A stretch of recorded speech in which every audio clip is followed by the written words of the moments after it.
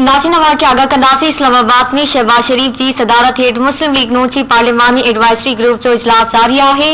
इजलास में शाहिद काका नवासी, एहसन इकबाल, मरियम औरंगजेब, राणा सनावला और बिया शरीक हैं। जॾहिं पार्टी कायद नवाज शरीफ लंडन में वीडियो लिंक जरिए इजलास में मौजूद है। ज़रिए जो चवण है इजलास में पार्लियामेंट के गडियल इजलास जो जायज़ो वठण सां गॾु सियासी तहरीक ते ख़्यालनि जी ॾे वठि कई पई वञे। ज़रियनि जो इहो बि ॿुधाइणु आहे त नवाज शरीफ पार्लियामेंट में हिकमत अमली बाबत हिदायतूं ॾींदो। आगाह कई पिया कि इस्लामाबाद में शहबाज शरीफ की सदारत हेठ मुस्लिम लीग नून जी पार्लिमानी एडवाइजरी ग्रुप जो इजलास जारी है।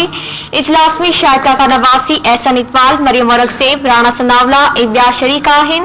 जॾहिं पार्टी कायद नवाज शरीफ लंडन में वीडियो लिंक जरिए इजलास में मौजूद है। ज़रिए जो चवण है इजलास में पार्लियामेंट के गडियल इजलास जो जायज़ो वठण सां गॾु सियासी तहरीक ते ख़्यालनि जी ॾे वठि कई पई वञे। ज़रिए जो इहो बि ॿुधाइणु आहे त नवाज शरीफ पार्लियामेंट में हिकमत अमली बाबत हिदायतूं ॾींदो।